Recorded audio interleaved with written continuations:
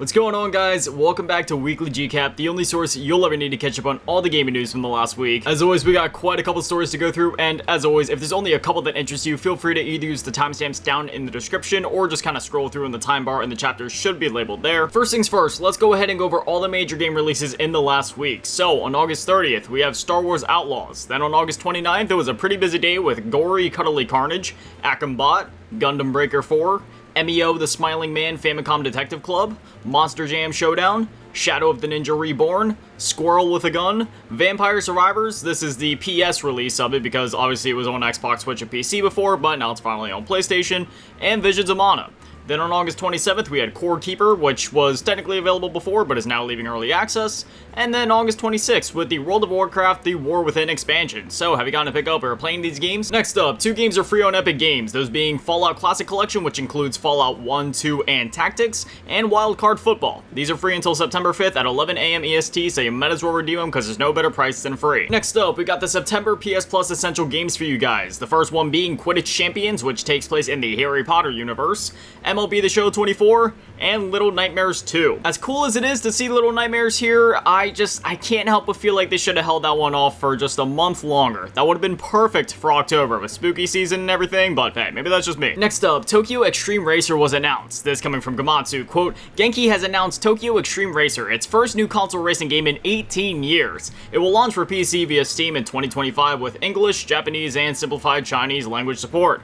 The Tokyo Xtreme Racer series, known as Shutoko Battle in Japan, began with Shutoko Battle 94 for Super Famicom in 1994. Other notable entries in the series include 1999's Tokyo Xtreme Racer for Dreamcast, 2003's Tokyo Xtreme Racer 3 for PlayStation 2, and 2006's Import Tuner Challenge for Xbox 360, end quote. So yeah, this is obviously a bit of a storied franchise here, and old heads like me most definitely remember this game and have some fond memories with it. I specifically remember playing the PS2 game back in the day, as well as playing the Dreamcast version a little bit, though obviously I didn't have a Dreamcast when I was younger, unfortunately, but again, I did put a lot of time into that PS2 game. It's very exciting to see the recent surge of revival of older IPs, whether that be through remakes and remasters, or just straight up new games like this, and this is not the last one that we'll be talking about today. Next up, Deadlock has finally been officially announced. So, the Steam page is finally up, but it's quite barren at the moment. It's listed as to be announced, it's developed and published by Valve, which is the big thing here, because Valve,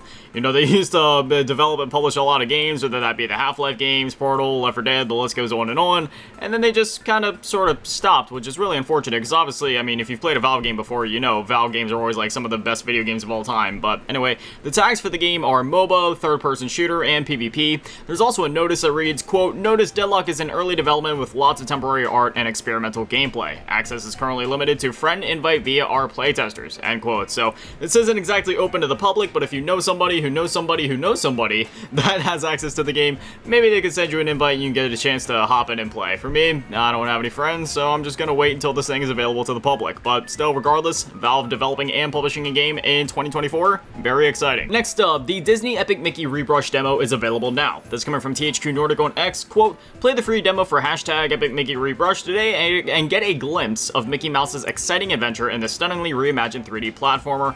It is worth noting that the full game releases September 24th, so, you know, if you want to try out the game about a month in advance before you decide to pre-order or just pick it up later next month, then you can do so. If you've played the original Epic Mickey on Wii, then you already know this game is a genuine hidden gem, I would say. Even though it's a Disney game and it's based on a popular IP, I feel like it isn't talked about as often as it should be, so, you know, again, it's based on a popular IP, so maybe a hidden gem is the wrong word, but maybe underrated would be a better word in this scenario. But regardless, it's an amazing game, and if you haven't gotten to play it before, then this demo would be a great way to try it out. Next up, a remaster for Croc, Legend of the Gobbos was announced, and with this announcement comes some very exciting and unexpected and rather rare news so rare that I don't recall hearing of something like this happening in recent years. So anyway, this coming from Gamatsu, quote, Argonaut Games, a British game developer founded in 1982 by Jez San and closed down in October 2004, has announced its revival alongside a remastered version of Croc Legend of the Gobbos, due out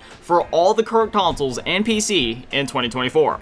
Known for titles like Star Glider, Star Glider 2, Star Fox, Croc Legend of the Gobbos, and Croc 2, Argonaut Games released its last game in 2004 and is now making a comeback as a boutique publisher with a planned slate of classic Argonauts games, intellectual properties, and exciting new titles for both current and retro game platforms. Its first title is the remastered version of Croc Legend of the Gobbos, which first launched for the original PS1 in September 1997, end quote. So, yeah, this is very exciting. Not only is this really pulling my nostalgia bone just because I have a lot of love and nostalgia for the Croc games, but the fact that Argonaut Games is finally coming back after 20 years of being shut down, that is just unheard of. Like, nowadays, when you hear of a studio shutting down, it's usually that's that. I mean, we have had something similar happen recently with Tango Gameworks, for example, where we thought they were shutting down, but then they ended up getting bought up by Krafton, so now, like, you know, they're not shut down. So it's kind of similar to that, but not really. Like, this is something completely different. Like, a studio that was actually, like, fully shut down, doors closed, that's that, for 20 years, making a comeback. That is just amazing. I'm so excited for these guys.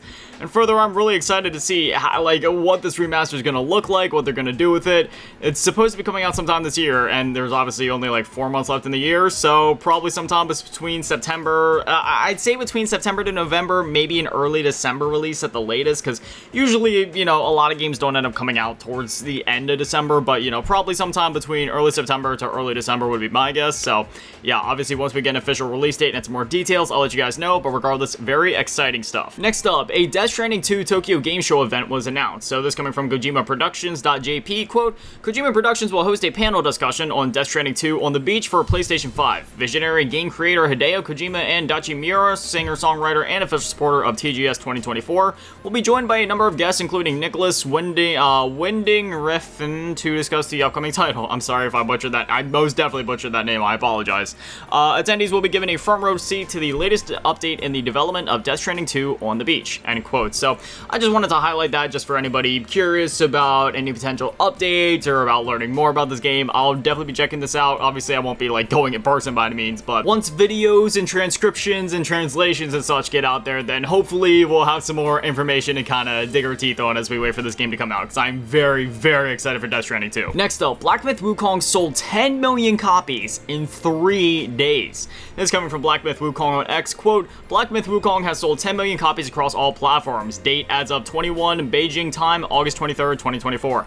Thanks to all players worldwide for your support and love. Have a great gaming weekend, end quote. So yeah, that is just absolutely insane. 3 days, 10 million copies. That is just absolutely insane, and it is definitely well-deserved. Black Myth Wukong is an absolute masterpiece of a game, and it is, to say that it is an accomplishment for the studio, not only just like between the amount of copies that it has sold, but just also the game itself in terms of how well it turned out. Like, it's absolutely mind-boggling. If you haven't gotten a chance to play the game yet, and even if you've been slightly curious about it, take my word for it, pick it up, play. Next up, Foamstars is going free to play. Who saw this coming, right? I swear I could have called this in a previous episode of WGC, but, you know, if you're going to do a live service game nowadays, you might as well just launch it free to play to begin with. But anyway, that's coming from support.na.squareenix.com. Quote, Foamstars is currently available on PS5 and PS4, will change from its current regional pricing to a free-to-play title starting from October 4, 2024 at 1 a.m.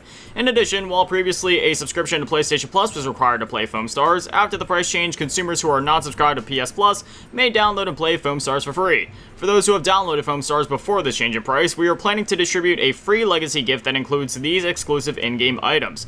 12 exclusive color variant Bubble BC skins, 1 exclusive slide board design, and 1 title, Legacy, end quote. So, yeah, again, I'm pretty sure I called this back when the game released. I mean, even considering the fact that it launched straight into PS Plus as like a free game you could just redeem and play, and it wasn't even just for like PS Plus Extra or Premium, like it was for PS Plus Essential. So, you know, basically anybody who had PS Plus was able to just kind of download it there and then. But anyway, with it going free to play, I'm assuming that this is just to up the player numbers a bit. I'm not sure how this game did sales-wise, but assuming, you know, just considering the fact that it is a live service game that had any sort of paywall, that is usually more than enough to kind of diminish the amount of players that the game could have had otherwise with, you know, just being a free-to-play game where there is essentially no barriers to get in and try the game out. I'm not much of a live servicey game guy. The only real live servicey type of game that I keep up with is Call of Duty, just because I've been playing Call of Duty since Finest Hour on the PS2, so I'm very dedicated to that franchise. Otherwise, though, I mean, I did get a chance to dive in and play this game, and, you know, it was fun, but, again, hopefully, you know, once the game goes free-to-play, you can find whether it be its audience, period, or just a wider audience in general, because, you know, there is potential there. Like, it is a really fun game, but again, it's just one of those situations where I feel like, I don't know, I wish some people could maybe take some cues from Nintendo. You know how they have, like, Splatoon 2, Splatoon 3, how, yes, they're multiplayer games, but they aren't necessarily relying on that live servicey model, and they just kind of do their thing. That's the kind of game, that's kind of how I feel like Foamstars could have done things and still had everything work out without going full in on the live service thing, but conversation for another day. Next up, GameStop is selling retro games again. Now, you know, if you visited a GameStop or if you've shopped at their website recently, you may be confused because they have kind of been doing this for a while, but it seems like they're taking this up a notch here. So, this is coming from GameStop on X. Quote, "The classics are back. New retro GameStops are now spawning near you." Then to the right of it, there was an image displaying PS1, 2, 3, Vita, original Xbox, 360, Game Boy, Game Boy Advance, N64, Wii, and Wii U, GameCube, NES, SNES, Dreamcast, Sega Genesis, Sega Saturn, DS, and 3DS. All of those logos right there. So, they say new retro GameStops, so I'm not sure if this means that the normal GameStops are just gonna have like a retro section inside of them, more dedicated to it, because right now, if you go to a GameStop, there is some quote-unquote retro games, but again, when I say retro, I more or less mean like Wii, Wii U, DS. I saw like some PS2 games there, but I wouldn't necessarily call those retro. When I think retro, I think of anything from like, you know, like the SNES, NES era, and again, those were listed here, so I don't know if these are just going to be sections inside of existing GameStops, or if it's going to be a completely separate thing where you'll have your normal GameStops focusing on more modern-ish games, like everything from like the 2000s and onwards, and then you'll also have other stores that are just retro GameStops, kind of like as what this is saying, so I'm not exactly sure. Regardless, this is a very fun announcement, and honestly, I have started shopping at GameStop again within the last couple of months. I even signed up for a pro subscription just because I plan to shop there more, and you know, it's one of those things where it only costs $25, and I even got a discount on it when I got it because they were running a sale of some kind, so I got it for $20, and with the amount of money you save per purchase on top of the $5 coupons every month, on top of the $5 you get just for signing up, it kind of just like, again, pays for itself with how much I buy video games because I am a physical collector.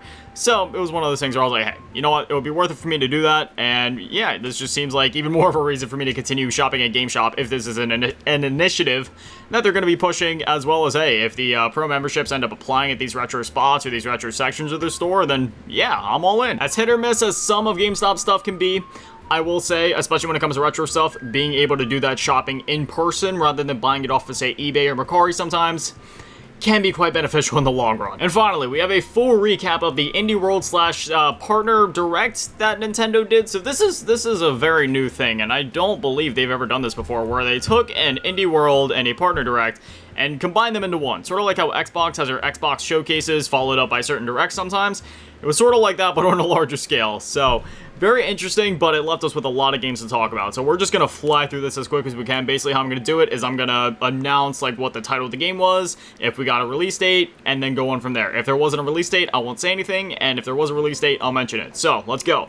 Balatro, Friends of Jimbo, a crossover with The Witcher 3, Among Us, Dave the Diver, and Vampire Survivors is happening in the game, and that is available now as a free update. Neva, October 15th, 2024. Moth Cubit, coming spring 2025. Coffee Talk Tokyo, which is the next entry in the Coffee Talk series, coming 2025. Sea of Stars, Throes of the Watchmaker is a free DLC coming spring 2025. Power Wash Simulator, Shrek Special Pack is a DLC coming in fall of 2024. Morsels, coming February 2025. Date Everything, coming October 24th, 2024. Peglin, available now. Wobbly Life, coming December 2024. Pico Park 2, available now. Shovel Knight, Shovel of Hope DLC, coming 2025. Europa, coming October 24th. Cruiseneer, coming January 28th of 2025. On Your Tail coming November 21st. Metal Slug Tactics coming fall 2024, which if it's coming in fall, then they might want to announce that release date soon. The Plucky Squire coming September 17th. And Pizza Tower, which is available now. Now, that ends the indie part of it, the indie world, and now we're moving into the Partner Direct. And it was one of those things where it was very immediate. It went straight from the indie world straight into the Partner Direct. First up, we have Tetris Forever coming 2024. Tetris NES going into Nintendo Switch Online. Tetris 99 Maximus Cup event coming in winter 2024. Star Overdrive 2025. Goat Simulator 3 available now with the physical version releasing in November. The Legend of Heroes Trails in the Sky, the first, coming 2025. Star Wars Hunters Season 3 coming September 26th. Stalker Legends of the Zone Trilogy coming November. Worms Armageddon Anniversary Edition coming September 26th. Disney Dreamlight Valley, a new in-game event coming September 4th. SpongeBob SquarePants, the Patrick Star Game, coming October 4th. That one I'm really excited for.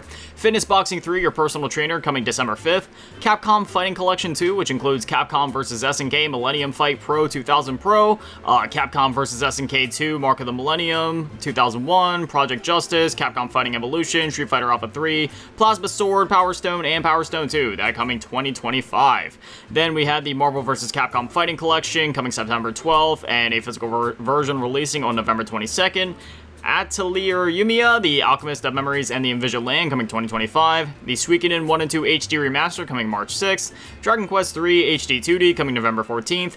Castlevania Dominus Collection, which is a collection of the DS Castlevania games, which was shadow dropped, so you can go download it now. Sid Meier's Civilization 7, February 11th. Tales of Grace's F Remaster, January 17th. My Sims Cozy Bundle, which includes My Sims and My Sims Kingdom, coming November 19th. FNAF Help 1 and 2, coming holiday 2024. FNAF Security Breach Run, a free DLC, coming holiday 2024. Disney Epic Mickey Rebrushed, coming September 24th. Tales of the Shire, coming holiday 2024. Just Dance 2025, coming October 15th. Funko Fusion coming this holiday, EA Sports FC 25 coming September 27th, LEGO Horizon Adventures coming this holiday, Rune Factory Guardians of Azuma coming spring 2025, and Yakuza Kiwami coming October 24th for the first time to Nintendo Switch. Not the first time on a Nintendo console, because it was available on Wii U technically with the whole Yakuza collection, but this is the first time that Yakuza, or the Like a Dragon series as it is also known as, will be available on the Nintendo Switch. They're kind of testing the waters with this one.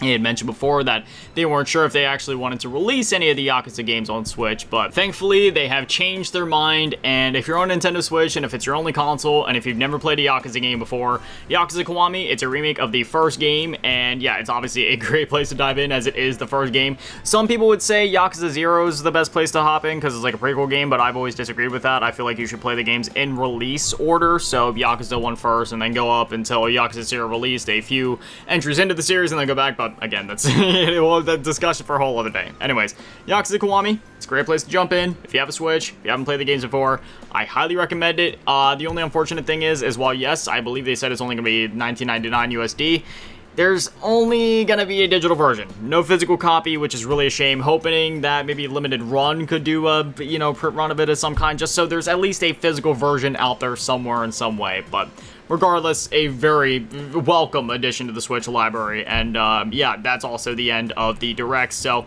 again, a pretty packed showcase since it was essentially two showcases in one, but it was a lot of fun to watch. If Nintendo ever does anything like this again, I'm not gonna lie, I'd totally be down for it. I love just seeing a lot of games at once. But anyway, that is all the stories that I got for you guys this week, so now I'd definitely love to hear from you guys. What are your thoughts on everything that we talked about, whether it's the Nintendo Direct, or the fact that Croc is getting a remaster and that studio is finally back? What do you think about that? That was pretty exciting in my opinion.